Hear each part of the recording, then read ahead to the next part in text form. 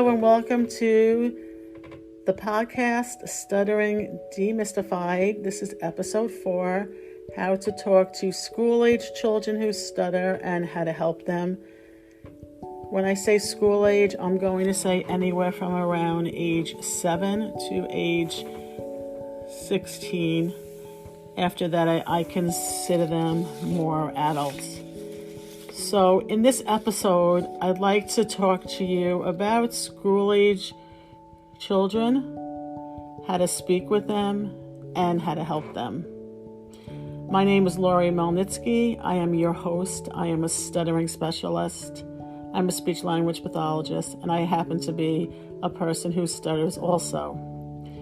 So I want to just start off by going over some few basic tips that are the same talking to anyone who stutters: establishing eye contact, listening to what the child is saying, don't interrupt, don't tell them to stop and take a breath, because that can only cause increased stuttering. I want to also say that something that I think is very important and not talked about enough. School-age children who stutter are just school-age children who happen to stutter. There's a wide range. Some stutter mildly, some stutter moderately, some stutter more severely, some are covert people who stutter, meaning they can almost hide it to the point that nobody knows because they're changing words or they're avoiding situations. There were many times in my life where I was able, and I remember one specific example where I happened to be in brownies in Girl Scouts, and I was trying to sell cookies, and I had to call people on the phone, and I was able to change the words enough so I wouldn't stutter on certain words, so nobody else would have known that I stutter. So I kind of felt like, wow, I fooled them. But I didn't really fool them, because it was really hurting me very much inside, because I wasn't saying what I wanted. And sometimes I felt like I didn't sound smart enough. I didn't sound intelligent enough. So there are so many categories. Every person who goes to lose weight has to do it in a different way. People who have a sports injury, sometimes they might have to rehabilitate in a different manner. Everyone kind of does. So that's why there's just no one right way. So I'm just going to give you some background and some basics that I think might help you. So as children get older, they're a little bit harder to treat, because emotions of stuttering come in, and the chances of just naturally recovering from stuttering or be able to do a preschool program with parents present is harder. And also just the nature, as kids get older, they don't necessarily want to be told what to do. So sometimes they wind up in therapy because either the school thinks they need it or the parent thinks they need it. And some children are fine with that, and others feel like there's something wrong. Like, why are they telling me to get help? There's something wrong. I will tell you that school-age kids who stutter, of course, are a little bit more at risk of being bullied and teased. And one study showed that more than 80% of children who stutter were bullied in elementary and middle school. And if you want that study, actually, it was done in 2001. But, I can tell you, as a person who stutters and who was called Porky Pig often, that it is something that people notice. It is something that people need more education about. I used to get very angry about this, and now I teach kids a lot to advocate for themselves. I say, it is your job. Aren't you lucky that you can teach the world what stuttering is?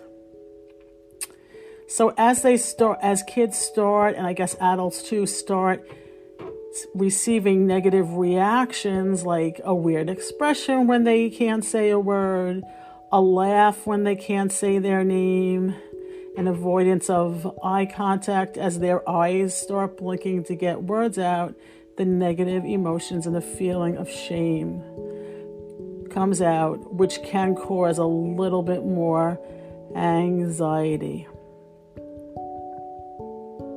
So how do we help them? How do we help them?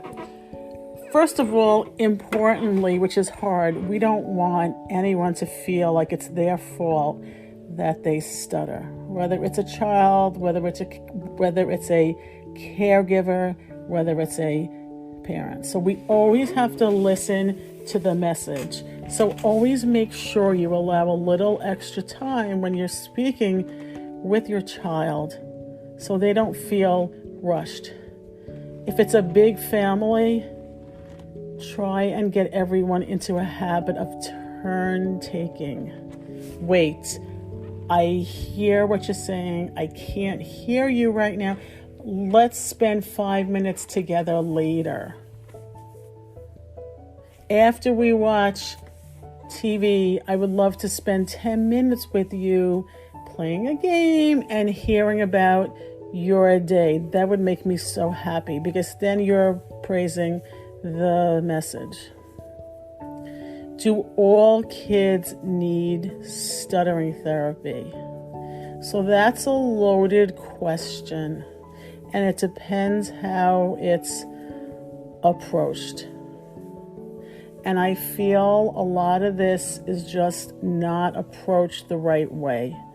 So I'm going to tell you the way I do it. Sometimes parents come and they want their kids getting therapy no matter what, and the kids vehemently say no.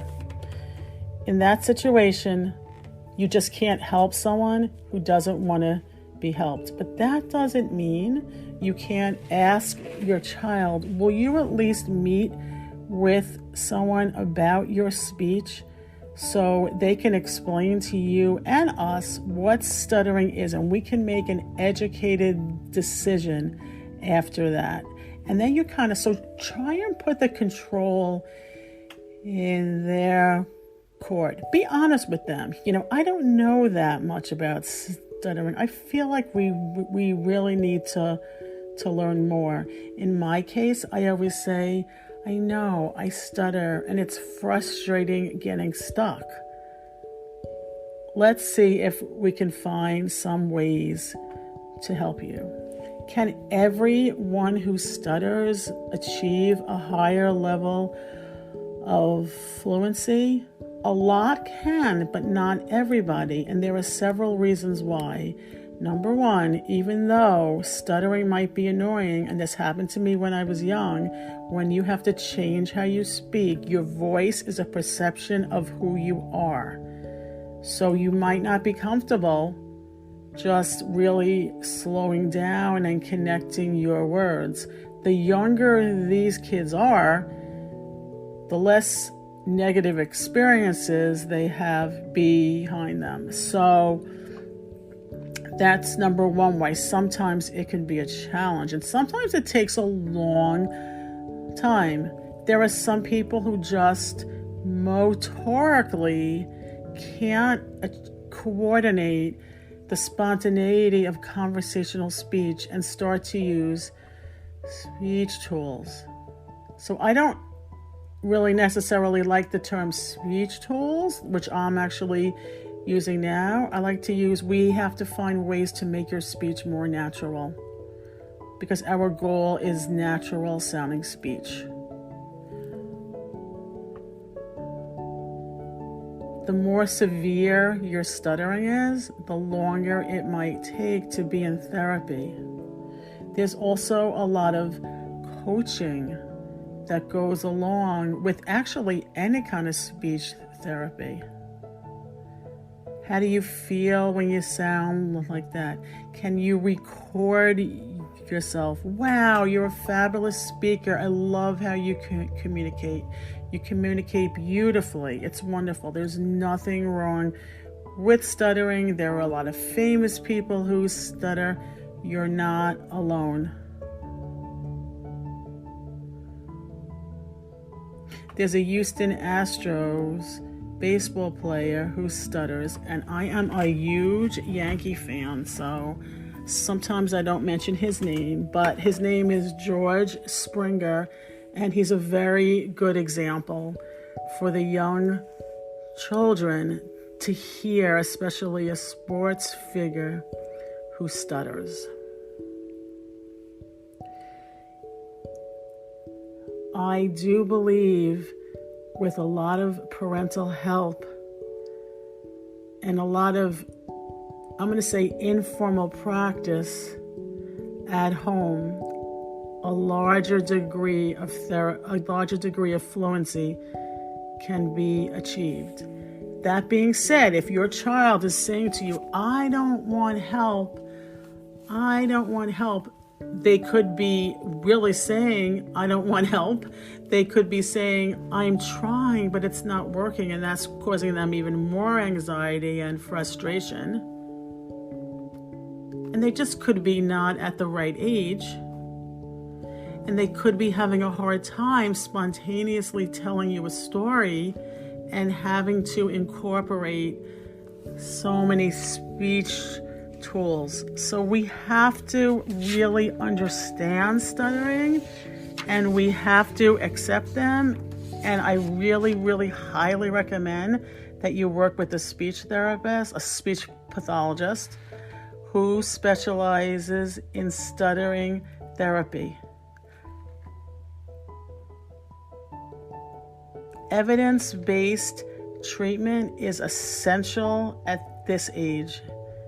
It is as essential that whatever therapy they're in is a positive therapy to improve their fluency, to not make them feel bad or ashamed about stuttering, and to help them advocate for themselves. Make them the one who explains stuttering to the world. So feel free. My website is allislandspeech.com. I am going to post something for speech language pathologists below to be added to my email list. And this is just a great opportunity. I would sign up for my school-age stuttering bootcamp. It is on demand. If you are a speech language pathologist, you get 3 maintenance hours. And please, any questions, Lori, Lori, at allislandspeech.com. Thank you so much for supporting me in this exciting adventure, because I was not someone who would have ever done a stuttering podcast or even mentioned the word early on. Have a nice day, and thank you so much for being on.